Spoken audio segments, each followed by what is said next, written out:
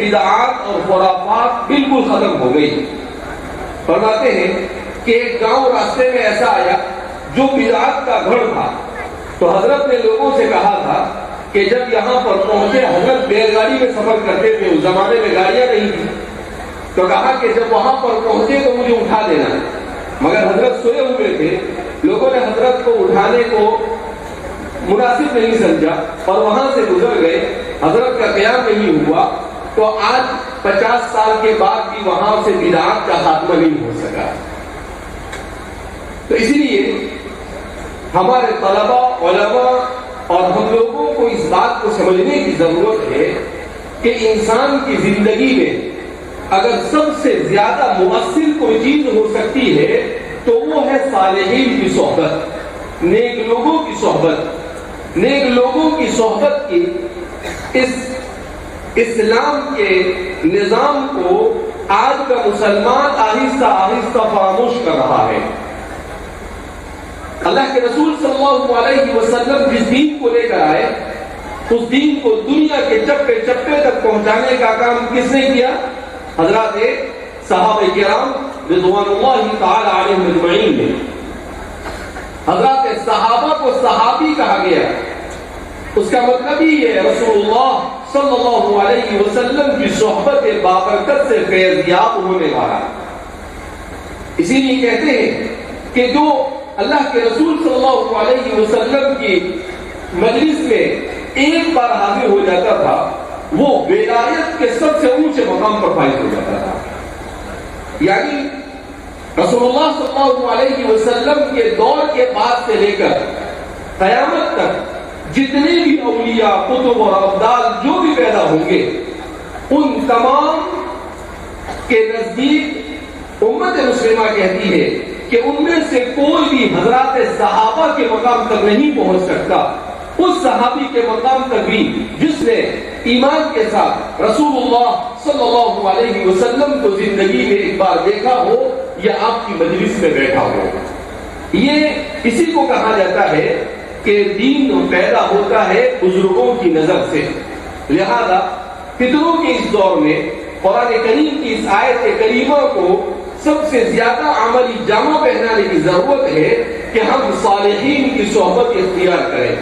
حضرت مولانا احمد علی صاحب باسکنڈی نور اللہ مرقدہ کے سلسلے میں ویسے بچپن سے ہم سنا کرتے تھے، اس لیے کہ حضرت مولانا بدرالدین صاحب کا والد صاحب کے ساتھ دوستانہ تعلق ہونے کی وجہ سے آپ تشریف لاتے تھے تو حضرت کا تذکرہ کیا کرتے تھے۔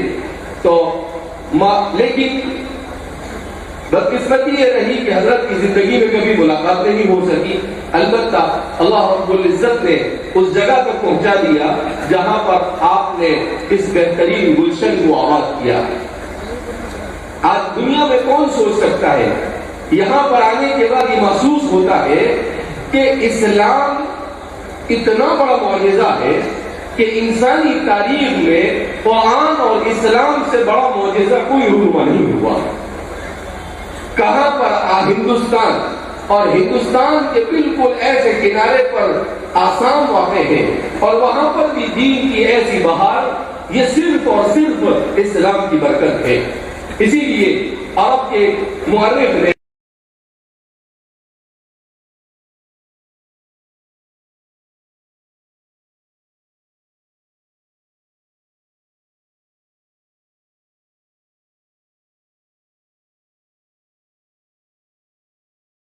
کی وجہ تسمیہ بیان کی کہ اس کتاب کا نام انہا النبوہ کیوں رکھا؟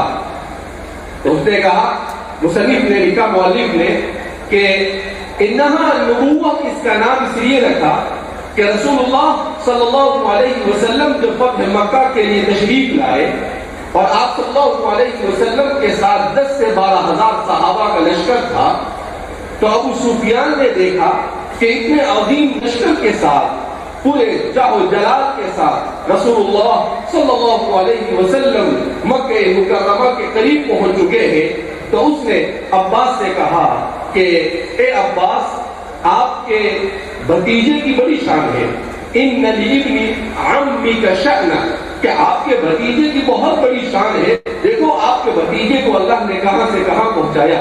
مگر قربان جائیے سیدنا حضرت عباس رضی اللہ تعالیٰ عنہ پر انہوں نے بڑا تعریفی جملہ اس موقع پر کہا. آپ نے کہا یہ میرے بھتیجے کی شان نہیں، انہا النبوہ، یہ نبوت کی برکتیں ہیں کہ اللہ رب العزت نے میرے بھتیجے کو نبوت سے سرفراز کیا. کیوں کہ حضرت عباس سمجھ رہے تھے کہ ابو سفیان چونکہ ابھی وہ مکمل طور پر اسلام کو نہیں سمجھ سکے ہیں، لہذا اس بنا پر ابو سفیان ابھی بھی اپنے قریشی تفوق کو برقرار رکھنا چاہتے ہیں، اس لیے وہ کہہ رہے ہیں ان لابن عمک شأنا. تو آپ نے فوراً اس کا انکار کیا، کہا یہ عصبیت نہیں چلے گی، انہا النبوہ، انہا النبوہ، یہ نبوت کی شان ہے، اس کے علاوہ کچھ بھی نہیں. رسول اللہ صلی اللہ علیہ وسلم کی اسی نبوت کی ہم جلوہ اور اسی نبوت کی برکتوں کو آج 1500 سال کے بعد ہوئے زمین آسمان پر بھی محسوس کر رہے ہیں، اور قیامت تک کی برکتیں جاری وساری رہے گی انشاءاللہ. یہ میرے اور آپ کے لیے سعادت کی بات ہے کہ اللہ رب العزت نے مجھے اور آپ کو ایسے نبی کے ساتھ منسلک کیا کہ اس سے افضل روئے زمین پر اللہ کی مخلوق میں کوئی پیدا نہیں ہوا. ہمارے علماء دیوبند کی شان ہی یہ تھی کہ وہ قرآن سے عشق کرنے والے، ہمارے علماء دیوبند کی شان یہ تھی کہ وہ رسول اللہ صلی اللہ علیہ وسلم سے عشق کرنے والے.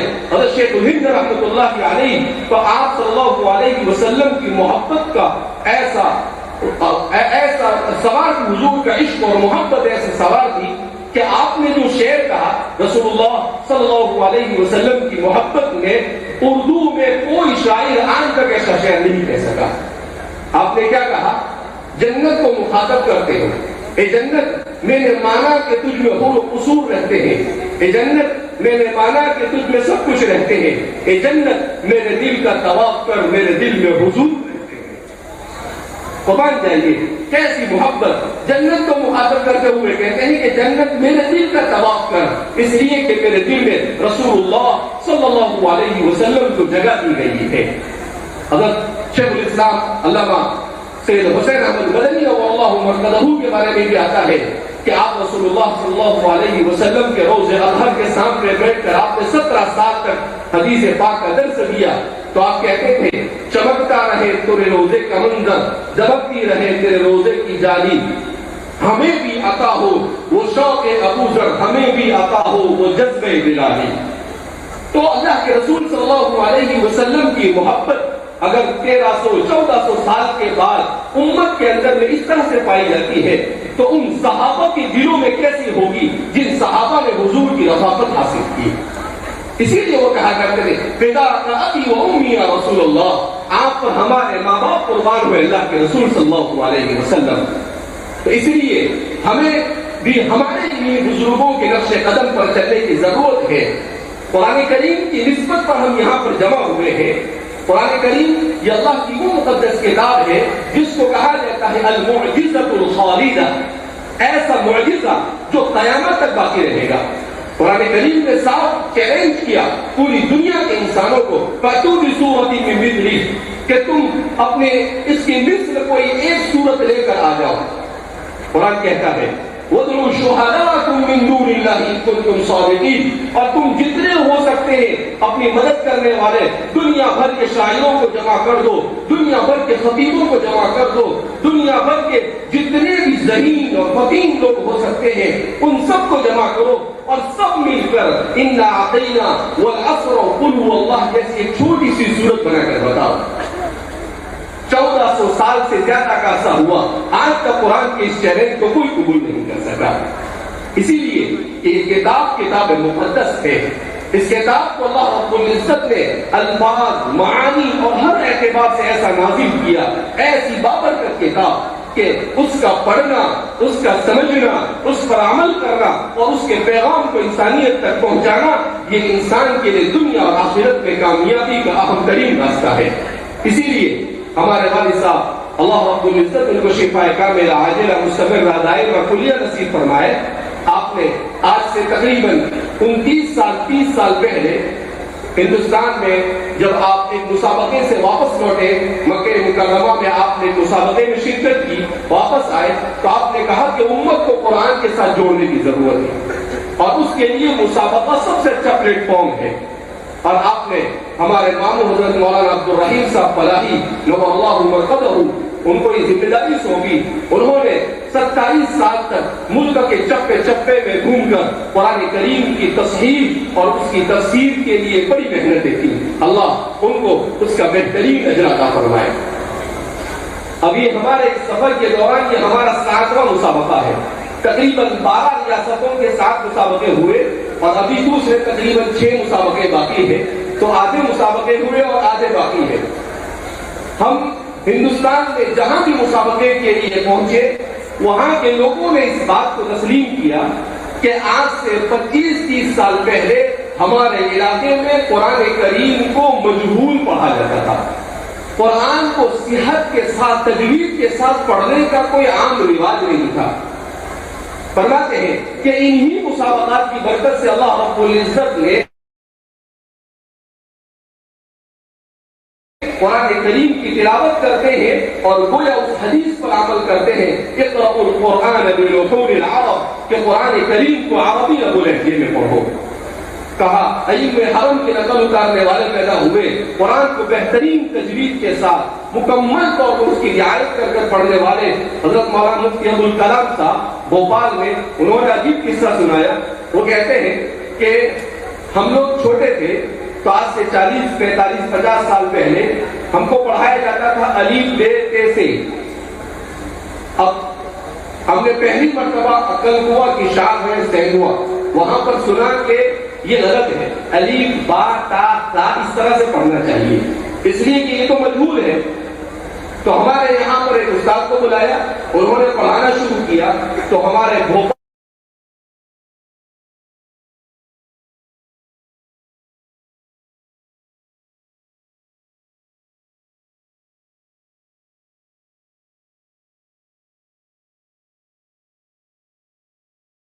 اور اس کے بعد مفتی ابوالکلام صاحب کہتے ہیں کہ مجھے بلایا اور کہا کہ بھئی یہاں جھگڑا ہو رہا ہے الف با تا یا الف بے تے کیا صحیح ہے. تو انہوں نے کہا کہ الف با تا صحیح. کہا کہ تم نے بھی میرے پاس پڑھا تو کیا میں نے تم کو غلط پڑھا ہے. کہا ہاں آپ نے مجھے غلط پڑھا ہے اس لیے کہ غلط ہے. قرآن کریم تو کہیں پر بھی مجہول نہیں ہے. پورے قرآن میں صرف ایک جگہ پر بسم اللہ مجھا و مرساہا ہے. اس کے علاوہ کہیں پر قرآن کریم میں مجہول نہیں ہے. لہذا اس بنا پر اس کے بعد وہ فرماتے ہیں کہ ہمارے یہاں بھی فضا قائم ہوئی اور الحمدللہ مسابقات کی برکت سے لوگوں نے قرآن کریم کو تجوید کے ساتھ پڑھنا شروع کیا. الحمدللہ آسام ہمارے یہاں پر اب تک کے جو 9 مسابقے ہوئے تقریباً زیادہ تر مسابقے کی قرآن کریم کی مکمل فضا میں پہلا نمبر لانے والے آسام والے ہوتے ہیں. اب تقریباً ایسا ہوا تو ماشاءاللہ مولانا بدر الدین اجمل صاحب مولانا احمد علی صاحب نور اللہ مرقدہ ان کے صاحبزادے اور مولانا یحییٰ صاحب اور بھی بہت سارے علماء ہیں جن کو ہم جانتے جن کے نام سے ہم واقف نہیں ہیں. ان سب لوگوں نے ماشاءاللہ ایسے دور دراز کے علاقے میں قرآن کے لیے محنتیں کی ان اداروں کو قائم کیا. اللہ رب العزت ان سب کو دنیا اور آخرت میں اس کا بہترین اجر عطا فرمائے اور ہم سب کو قرآن کے ساتھ وابستگی نصیب فرمائے. قرآن کے ساتھ ساتھ امت کو اس وقت جس چیز کی سب سے زیادہ ضرورت ہے وہ ہے امت کے لیے تعلیم کی طرف توجہ دینا. اس لیے کہ ربنا آتنا فی الدنیا حسنہ وفی الآخرۃ حسنہ. ہمارے یہاں پر دین اور دنیا کو الگ نہیں کیا گیا. یہ دین اور دنیا کو الگ کرنے کا فلسفہ انگریزوں کے پاس ہے, دنیا کے دیگر مذاہب کے پاس ہے. قرآن کہتا ہے وَرُهْبَانِيَّةً ابْتَدَعُوهَا مَا كَتَبْنَاهَا عَلَيْهِمْ إِلَّا ابْتِغَاءَ رِضْوَانِ اللَّهِ فَمَا رَعَوْهَا حَقَّ رِعَایَتِهَا. کہ انہوں نے یہ سارے طریقے اختیار کیے مگر اسلام جس دین کو لے کر آیا یہ دین کامل ہے. اليوم اکملت لکم دینکم واتممت علیکم نعمتی ورضیت لکم الاسلام دینا. یہ زندگی کے ہر شعبے کے لیے ہے کہ آپ تجارت کریں تو اسلام کے بتائے ہوئے طریقے کے مطابق, آپ زراعت کریں تو اسلام کے بتائے ہوئے طریقے کے مطابق, آپ علم حاصل کریں تو اسلام کے بتائے ہوئے طریقے کے مطابق, آپ نوکری کریں تو آپ علم کے اسلام کے بتائے ہوئے طریقے کے مطابق, ہر کام اسلام کے بتائے ہوئے طریقے کے مطابق کرنے کا مسلمان مکلف ہے. لہذا اس بنا پر مسلمان اس چیز کا بھی مکلف ہے کہ وہ اس طرح سے دین کو سیکھے کہ اس کی زندگی میں اس کی زبان سے نکلنے والی ہر بات اور اس کے بدن سے صادر ہونے والا ہر عمل یہ اسلام کے مطابق ہو. تو تعلیم، چونکہ انگریزوں نے اس ملک میں آ کر تعلیم میں تفریق پیدا کی. شیخ الاسلام فقیہ اللہ حضرت مولانا تقی عثمانی صاحب دامت برکاتہ آپ نے لکھا ہے کہ عام طور پر ہم لوگ یہ کوشش کرتے ہیں کہ صرف دین کی تعلیم کا، دین کی تعلیم تو مسلمان کے لیے سب سے زیادہ ضروری ہے، مگر انگریزوں نے یہاں پر آ کر بر صغیر میں اور پوری دنیا میں جہاں جہاں بھی گئے انہوں نے ایجوکیشن سسٹم کو ایسا ڈیولپ کیا اور ایسا نافذ کیا کہ جس کی وجہ سے لوگ دین سے دور ہو گئے. اسی لیے ہمارے علماء دیوبند نے دیوبند کا ادارہ قائم کیا، مکاتب کو، خانقاہی نظام کو قائم کیا، دعوت و تبلیغ